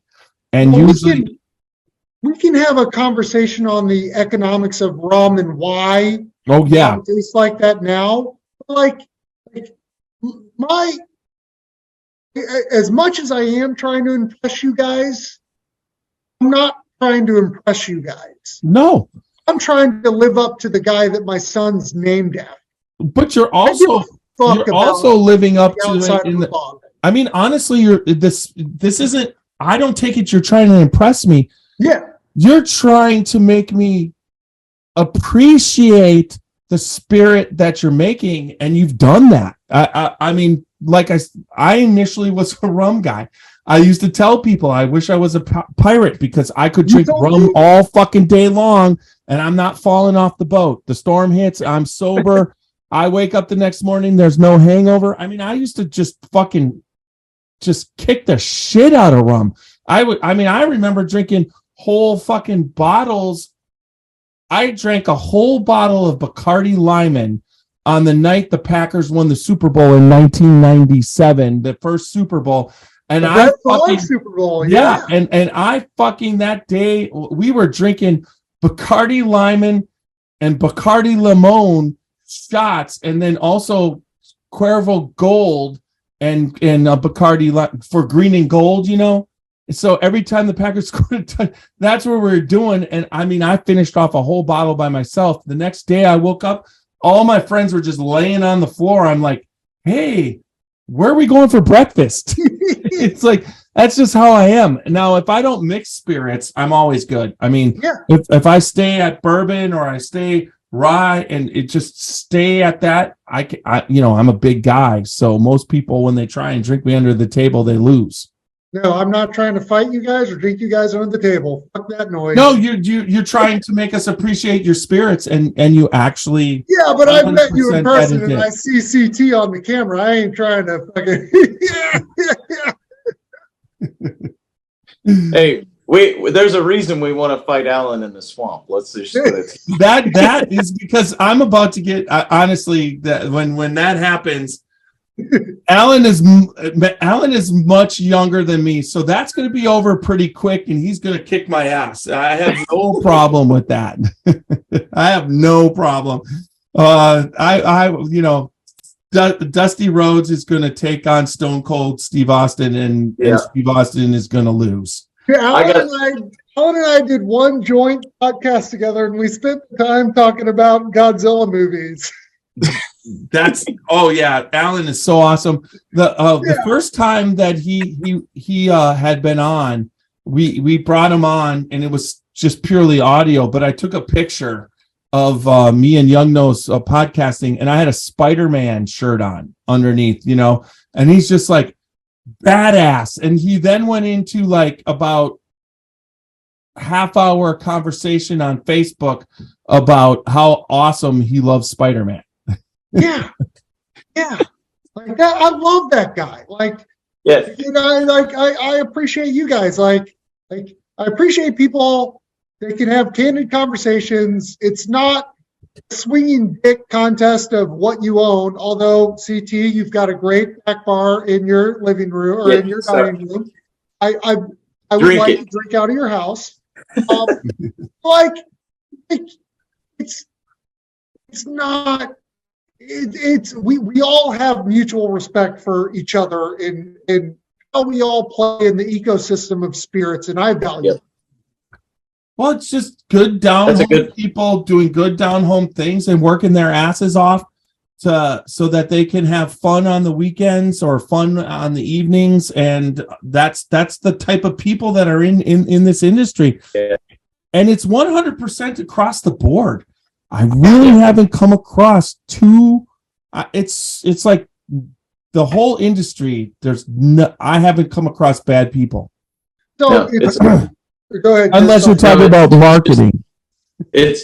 Honestly, it's the spirits are great, and there's a lot of different ones, just like, in here, it's the people that totally make it what it is. Like, I remember when I got started liking like Starlight, being able to meet Ted and Christian and Andrew, and you don't get to meet people in industries that, like yourself, that are the guy, like that are in charge of their brand. You're not going to go to any major company and do that. And the bourbon world and whiskey and rum and everything is just totally different, because everybody embraces you and they bring you in. They want to teach you and tell you their story. They want you to be a part of it. And that is what truly makes it such a people business, not just a spirit business. Well, as you know, being part of a family and history, it's you have the ability to put your mark on time through the industry. There's no doubt about it. And most people that are doing that, when you're Wally Dant, yourself, the people that are doing that, they understand what they're doing, but they don't look at themselves as rock stars. They don't look at themselves at all. They're all hardworking, basically bust their ass to keep up with what's going on, and they understand the responsibility. I mean, even to the point what happens in Kentucky with the fact that I don't think Congress understood what they were doing when they made that resolution in 1964, but they basically saved the whiskey industry as far as bourbon, because by saying that it can only be made in America like Scotch, and it can only do all that. We here in Canton, Ohio, had the Hoover vacuum, and they were proud as fuck for a bunch of years that they made Hoover vacuums. But when Walmart started to hit, basically they had to go to China. The whole thing was, whatever, and Hoover still exists, but it doesn't exist in the way that whiskey and bourbon. Yeah, foreign companies can come in and buy out all these Kentucky distilleries, but you're not going to get rid of those master distillers. You're not going to get rid of the people working there, because you got to keep it in Kentucky. You got to keep it there. You didn't have to keep it in Kentucky, but why would you move it to New York when you're already successful in Kentucky? I'll leave it with these 3 points. When I look at Royce Neely in Neely Family Distillery, Papa's the rock star. It's not. I mean, Royce is the man, but Royce looks up to his granddad. When I look at Alan Bishop, and we talk about Dale Bishop, and Dale Bishop being on the T-shirt, that's the guy that we look up to. And even though my family's got their teeth in American corn stocks and corn whiskey, we didn't, because the guy that moved to Kentucky, it's Henry Hudson Wathen, that my son's named after, he fought in the Revolutionary War. Well, the Revolutionary War was founded off of the 1633 Sugar Acts, and then the other Sugar Acts in 67, which led to proclamation without emancipation, or however that saying goes. Sorry, I'm not a historian. But, in the history of American colonialism and the development of American colonies, rye whiskey and rum was predominant. We didn't make corn whiskey. We didn't have fucking corn. We were on, and along the line of that book, I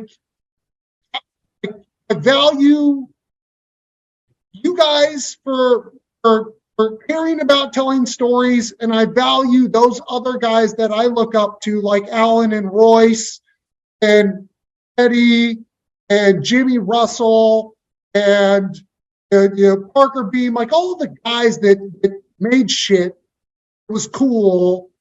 It's just like, I just hope I don't fuck up, and I don't want to make you guys proud. Well, it's as you know, you've had a lot of different things happen, and those things happen. I mean, they're going to happen, but the key is to keep going forward and just keep working your ass off, and everybody sees that. I mean, I don't know, in spirits, it is technically most fuck ups can be fixed. Where I can say the most right now, that's the most noticeable, is Green River. I mean, Ozzy Tyler, that experiment in what they did, they had to change their name. It was not a good experiment. It was kind of like, you could say that's a fuck up, but they realized what they were doing. They were aging real whiskey along the way. They changed their name. Now Bardstown Bourbon Company's taken over. They're going to be contract distilling out their ass. But, you know, that rapid aging thing is it's gone. And, you know, I'll ask you this question. I just don't understand anybody who talks about rapid aging, but last time I checked, it doesn't matter what you do to the whiskey. If it's sitting for a year, you could do 50 different things to it. It's still 1 year. So you really can't do anything with the age. You could just put it out younger while you're affecting the taste. It's more like flavored whiskey, right? My family, I've got a letter, and we will fucking connect, and we will meet at Starlight, and I'll bring you this shit. I've got a letter from my family with the Pogue family and a couple other distilling families in 1896, which predates the Bottled and Bond Act by 2 years. Mm-hmm. We were asking for a moratorium on the production of whiskey because at that point, the bastardization and overproliferation of whiskey was going to tank the entire market. And 2 years later, Colonel O.H. Taylor, which I have no proof of, but I do know that my family was in connection with him, which is how we got his ban through Prohibition. He was the one that led to the Bottled and Bond Act, which is the first Consumer Protection Act for an American-produced product. Yeah, I mean, he became a politician to represent your family and represent everybody. And then as far as the marketing aspect of it, even though everybody was involved 100% in getting this, that they wanted legitimate, to be able to produce a legitimate product. And he came up with an idea that made the government a lot of fucking money. Yeah, it did. And, you know, everybody's always sitting there going, you know, yeah, Colonel Taylor did this, and he really did this, and the Bottled and Bond Act is great. But in the same sense, the government was going, yeah, it was fucking awesome because we started making a shit ton of money. So you came up with this, and we made the money, so everybody was happy. But my point is that we knew before 1896 that there's only one thing that can influence the quality of a spirit, and that's 53 fucking gallons in time. Yeah. You cannot change that. You can't reduce a barrel size and describe the impactfulness of so much oak going into a spirit in rapid aging or rapid aging. There's no fucking mathematical equation. There's no scientific experiment. Everything is a failure but time, and we all lose to time. Well, I mean, I actually think, you know, you could come up with a process that could be okay with whatever, but at the same time, why are you trying? You can't duplicate what, like you said, what time. Actually, God has been blessing the whiskey world lately, because you just look at the perfect Ohio, like all the Ohio distilleries here. This winter has been about as perfect as it can get, because it's 30s, it'll go 30s, 40s, 70s, 60s, 50s, 40s, 30s, 40s, 50s. And so the instead of the whiskey just being frozen cold, you know, not in the barrel, You know what I mean? It keeps going in and out over the perfect aging, and then the summers start to get hot. And I've just noticed in the last couple of years, even the lower shelf bourbons, the lower price bourbons are spectacular, because I really think the last 7-8 years has been just so good for in the Midwest for aging, and Kentucky, Tennessee, Ohio, even in Wisconsin. I mean, it's not as cold of winters, it's just. And to your overall point, like OZ Tyler, I felt like was a brand that was gimmicky because they tried something. It's like, hey, if I've got 2-year bourbon or 4-year bourbon, I'm just going to try that and assume it's a little bit younger. And if it's good, I'm going to be fucking impressed. I'm like, let me see what you're like in 10 years. But right now you're good. Like when New Riff started, 5-year-old, cast strength over 112 proof, I really enjoyed it. Mm-hmm. I don't love all the New Riff stuff. Some of the stuff I tried, I was like, hey, good on you. Keep going. I mean, I'll give you an example. Elijah Craig Small Batch. Yeah. Compared to all the other shit of that line, Small Batch is not my favorite. I pass. There's so much. There's toasted barrel strength, 18-year, 19. It just keeps going. But what you got to remember is that you got to put out something that's a consistent flavor. But I always find, like most small batches, what I love is when I find a small batch that I like, because that means that not only are they doing all the other stuff, but they're also producing a pretty damn good whiskey. Yeah, because if you're making a small batch, that means you're dumping in some single barrels that could be exceptional in your mind to ensure high quality product, and you're making some sacrifices, and I value that. Yeah, I agree. But it's funny because it's just, there's, like I said, there's so many. I just love bourbon. That's my favorite thing. But I always loved rum. There's no doubt about it. As I evolved away from rum and went into the absinthe thing based off of being an artist, I kind of got away from that, and then it led to whiskey.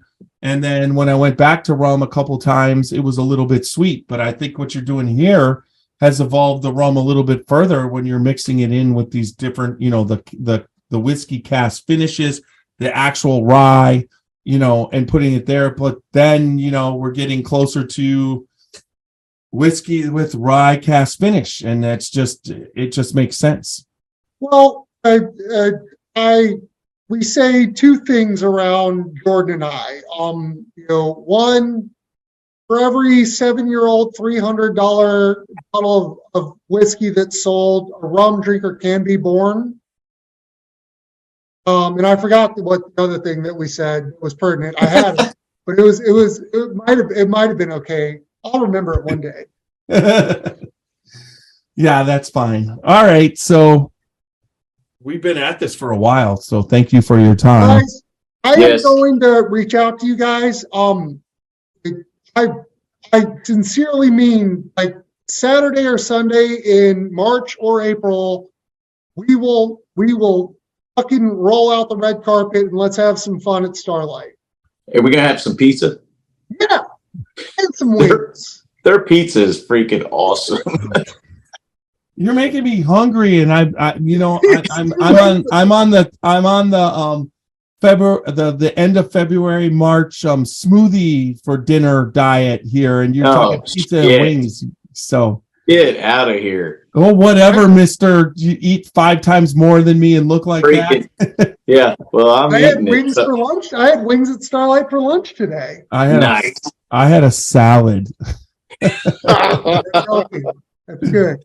Oh, all right. So we're going to take us off Facebook Live. I'm going to stop that. Thanks everybody on Facebook Live for watching. We really appreciate what Turner has done, and CT for hanging out with us. All right. Good night, everybody. All right. There goes Facebook Live. And I'll stop recording on YouTube. Here we go. Thanks for everybody watching on YouTube. Until next time.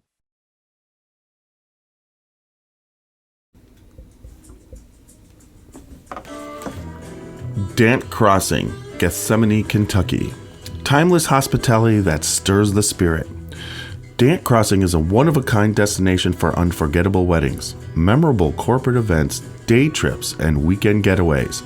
The pastoral campus is anchored by Log Still Distillery and includes an amphitheater that seats 2,000, a 12-acre lake for fishing and unique lodging options, creating an immersive experience that's rooted in the community and culture of our little slice of Kentucky.